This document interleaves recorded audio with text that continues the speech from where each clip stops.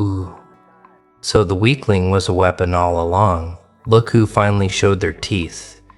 You can almost hear the confusion in the air, can't you? That sharp inhale from people who were so sure they had you figured out. The ones who skimmed you at first glance and decided you were harmless. Too quiet, too polite, too accommodating to ever be a problem. They filed you away mentally as someone small, someone manageable, someone they could interrupt, overlook, talk over, and quietly benefit from without resistance. They mistook your restraint for weakness, and that was their mistake. Because from the very beginning, you were never what they thought you were. You weren't passive, you weren't naive, you weren't unaware, you were observing. While they were busy performing dominance, you were studying patterns. While they were busy assuming control, you were learning how that control actually worked. You watched who spoke the loudest when they felt insecure. You noticed who needed credit the most and who collapsed without attention. You paid attention to the small tells, the inconsistencies, the way people revealed themselves when they thought no one important was watching. They thought you weren't paying attention because you didn't react. They thought you didn't understand because you didn't argue. They thought you lacked boundaries because you didn't announce them. But silence was never incapacity. Silence was your vantage point. There is a particular kind of arrogance that comes from believing someone else is beneath you. It makes people sloppy, careless. It makes them speak too freely, act too boldly, cross lines they wouldn't dare cross with someone they respected, and you let them. Not because you couldn't stop them, but because you were learning exactly who they were when they felt untouchable. You saw how quickly kindness was taken for granted, how easily your patience became an expectation, how your consistency became something they felt entitled to. They assumed you'd always be there, always available, always understanding. They assumed your role was fixed and your value capped, replaceable, convenient. What they never considered was that you were choosing restraint, not living in it.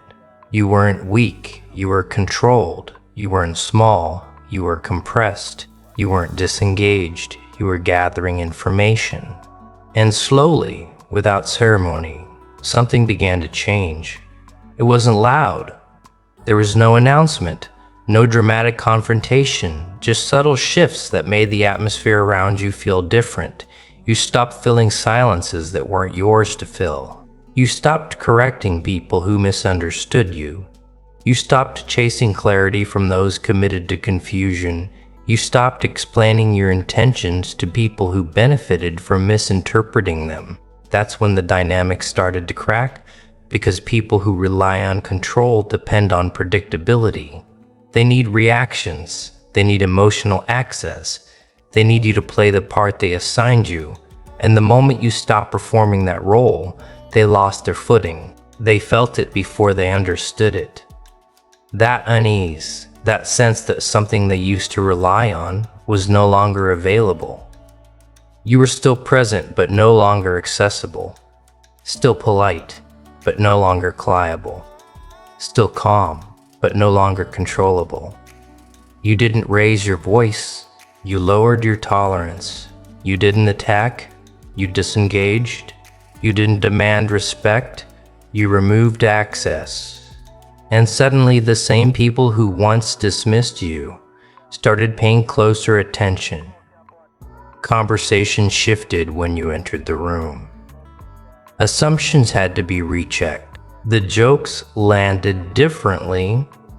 The confidence they once carried around you started to falter because they could feel it now. You weren't operating from the same place anymore. They realized too late that while they were busy trying to dominate the moment, you were positioning yourself for the long term. You weren't thinking about winning arguments, you were thinking about leverage. You weren't focused on being liked, you were focused on being free. That's when it became obvious that the version of you they thought they understood no longer existed. You stopped reacting on demand. You stopped offering emotional labor to people who never returned it. You stopped shrinking to keep others comfortable. And the absence of your old behavior spoke louder than any confrontation ever could. People who once felt powerful around you now felt exposed, not because you attacked them, but because without your compliance, their influence meant nothing. Their tactics only worked when you participated. Their narratives only held weight when you tried to defend yourself against them. Once you stepped back, they were left alone with their own behavior. And that's when things unraveled. They over-explained. They escalated. They contradicted themselves, trying to regain a sense of control that was never actually theirs to begin with. And in doing so, they revealed exactly what you had already documented internally.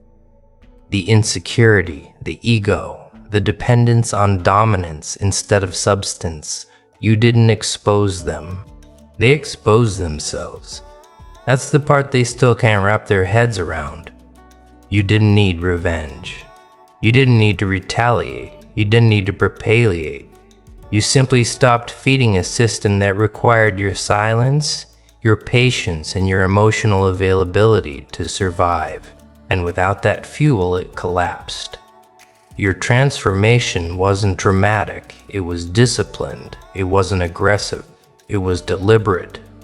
It wasn't driven by anger. It was driven by clarity. You chose to grow instead of react, to observe instead of engage, to invest your energy where it actually compounded instead of where it was drained. And that choice changed everything. Now when people look at you, they're not sure where to place you anymore. You don't fit the old category. You don't respond the way they expect. You don't move on the timeline they're used to.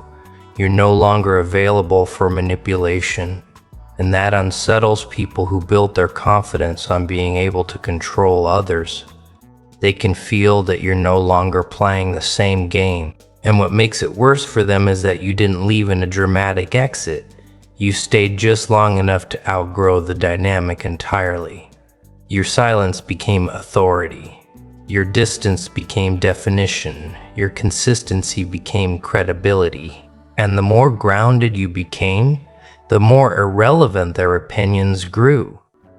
You didn't need to announce your strength.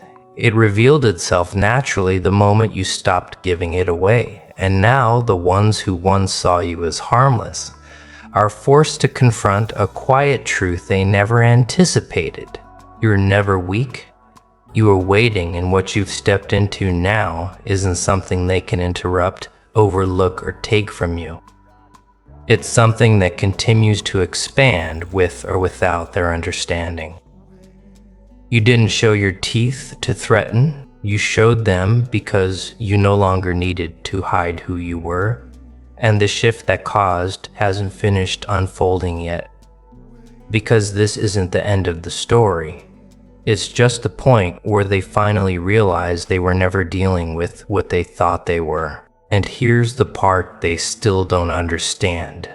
The part that keeps looping in their minds long after the room empties and the noise dies down. You didn't change overnight. You didn't flip a switch and become something else. What happened was slower, quieter, and far more unsettling than a sudden transformation. You stopped leaking energy. You stopped negotiating your worth. You stopped translating yourself for people who were committed to misunderstanding you. That's when your presence started to feel heavier without you doing anything louder. They began to notice the gaps first, the spaces where your explanations used to be. The absence of your immediate responses, the way you no longer rush to smooth things over, no longer soften truths to keep others comfortable. Those gaps unsettled them, because gaps invite projection. And when people project, they reveal their fears. You are no longer predictable, and unpredictability, when paired with calm, makes people nervous before they could rely on your reactions. They knew which buttons to press, which tone to use, which narrative would pull you back into the familiar role. You were dependable in ways that benefited everyone but you. And when that dependability disappeared, so did their leverage. They couldn't provoke clarity out of you anymore. They couldn't bait you into emotional labor. They couldn't control the pace of the interaction. You set the tempo now slowly, deliberately, on your terms. That's when they started revisiting old moments, replaying conversations, looking for the exact point where things shifted. They want a timestamp, a reason, a mistake they can correct, but there isn't one. The shift didn't happen in a single moment. It happened every time you chose not to respond when you could have. Every time you chose to observe instead of engage. Every time you redirected your focus back to your own growth instead of defending your position. You didn't take anything from them. You simply stopped giving, and without your participation, the entire dynamic collapsed under its own weight. They thought power came from being louder, faster, more assertive. They thought dominance was about occupying space. What they didn't anticipate was someone who understood that real authority comes from selectivity, from knowing when not to speak, from choosing where to invest attention and where to withdraw it completely. Your calm became disruptive because it wasn't passive. It was intentional.